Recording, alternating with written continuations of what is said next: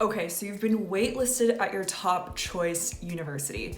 I know this can be a difficult and disappointing position to find yourself in, but let me start off by saying that this is not a hard no. It indicates that the university is still interested in you as a student, and there are some things that you should do as next steps while you wait to hear back from the waitlist decisions. I'll be starting off with the general tips. So what I would not do if I were you is contact the admissions department at the school and ask them for your position on the waitlist. Most likely, if they didn't volunteer this information when they returned the waitlist decision to you in the first place, they won't be able to give out this information to you now. I think that patience is the key here, and at the very least, don't contact them until after the deadline that they've indicated. Definitely don't contact them in the case of UCs until after June 1st.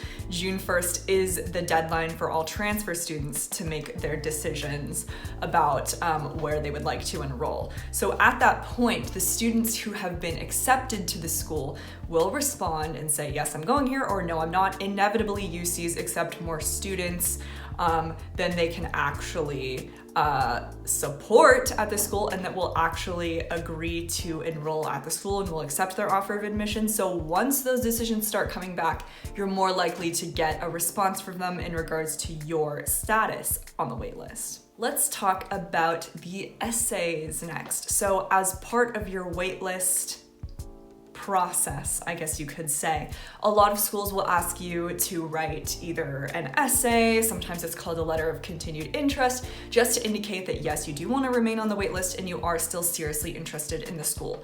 So let me tell you some things that you should do. One, I would definitely write this as an essay format. I would not bullet it. You could write it as a letter if you want. I don't think it's entirely necessary because although it could be called a letter of continued interest, don't take that too literally. I would just write an essay if I were you.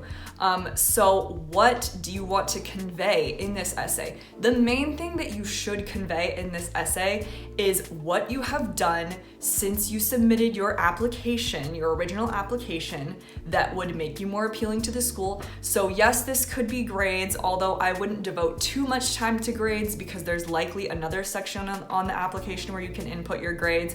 Also, grades do not really set you apart. Think about it this way. Even if you have a 4.0 GPA, you have to realize that everyone else who got waitlisted at the school, especially if you're at like UCLA or Berkeley, these people are probably also the cream of the cream when it comes to academic performance. So that's not really gonna set you apart from them. You wanna do something that makes you stand out. Now, what could make you stand out? Well, mentioning things like any jobs that you've taken since your original application, volunteer opportunities that you taken advantage of. Maybe your professor at your community college said, hey, I really like you. I'd really like you to be a TA for my class. Who knows? There are a plethora of things that could fit under this umbrella, but I would just really encourage you to think about what makes you stand out from other applicants. Secondly, you want to demonstrate why you are interested in that school specifically. Okay, don't just say, oh, I really want to go here because it's a really nice school. Once again, that's not going to set you apart. That also doesn't really show that you know much about the school. Specific things are going to be key here. So if you say, I'm really interested in, I'm just going to use what I know, I'm really interested in linguistics and I really want to join the Bruin Linguistics Society at UCLA. I think it would be a great opportunity to build recognition for the field of linguistics around the campus as a whole, because not a lot of people understand what it is that linguists study, and I want to build student morale, linguistic student morale, etc. That would be something good to share, okay? Or if you say, I really want to work with a specific professor, I'm interested in their research in this field, go into detail, don't be vague. Just as with the PIQ's vagueness, ambiguity, those are not your friends. Those are your enemies. Those are going to hurt you. The same thing stands here. The third thing that I would recommend saying and making very clear in your essay is that if you are accepted off the waitlist, you will commit to this school. Now, this does not mean beg for a position off the waitlist. This does not mean beg to get into the school. In fact, begging is a very bad look. But what you could say is something like, I recognize UCLA, I'm just gonna use as an example, as an institution that has a lot of potential for me to, learn from, and I can also be a benefit, as I've just explained in the previous paragraphs. If given the opportunity, I would like to call UCLA my home for the next 4 years or 2 years, depending on whether you're a freshman or a transfer. Something to that effect is gonna come across a lot stronger than saying, well, I really wanna go to UCLA because it's the #1 public university in the nation and it would be really cool and I'm from LA. Like, that's not a good look. Or if I don't get into this school, I don't know what I'm gonna do, I'll be beside myself. That is not a good look. Do not do that.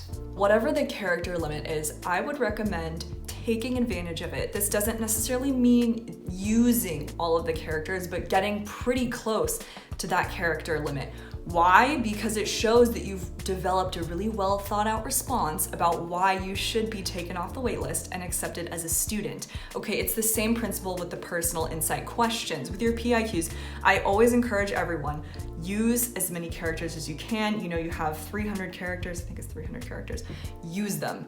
Because first of all, that's really not that many characters, to be honest, or 300 words, excuse me. That's really not that many words, to be honest. And if you can't figure out what to say in 300 words, you've got a problem and you need to do some serious thinking about why you should go to the school. Same principle applies for the waitlist. If you can't really come up with a good argument for why you want to go to the school, why you would be a good fit for the school, and why the school would benefit from having you as a student, I think that you've got to think about the bigger picture, right?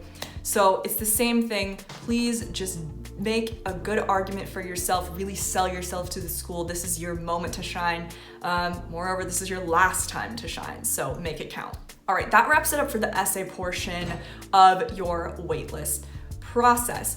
The main other thing that I would like to bring to your attention, guys, is if you are waitlisted at this one school and say it's your top choice, but there are other schools that you have already been accepted to, I am begging you guys, do not decline all of the other offers on the off chance that you will get off of the waitlist at your #1 choice school. Do not bank on getting off the waitlist. You have to realize that you are one of many, potentially hundreds, maybe even thousands. I don't know off the top of my head because I haven't been waitlisted personally. I'm not super familiar with what that entails, but I have seen people in the UC system, in graduate school, who are waiting for one school, holding out for one school, and they say no to other offers of admission that they have gotten, and then the time comes, they didn't get off the waitlist. Now they're left without a college to go to. So please accept one of the offers. You might have to pay an enrollment fee, and yes, you might lose out on that enrollment fee. They don't usually offer refunds if you change your mind. It could be $300 or $400, but think of it as a security blanket for yourself, because in the event that you do not get off the waitlist at your top choice school, at least you have another university to attend. Everyone, thank you for watching. I hope this has helped you. If you have any questions, please leave them down below in the comments and I will do my best to respond. If you haven't already subscribed to my channel, consider subscribing to my channel. I am constantly posting new videos every week, Saturdays at 3 p.m. about community college, transferring UCs, UCLA, because I am a UCLA alumna myself. And if you are a subscriber, thank you so much for watching. As always, give this video a like and a thumbs up, whatever you want to call it. If you've benefited from the content, please share it with anyone who you think could also benefit from the content. And I will see you next Saturday at 3 p.m. Bye.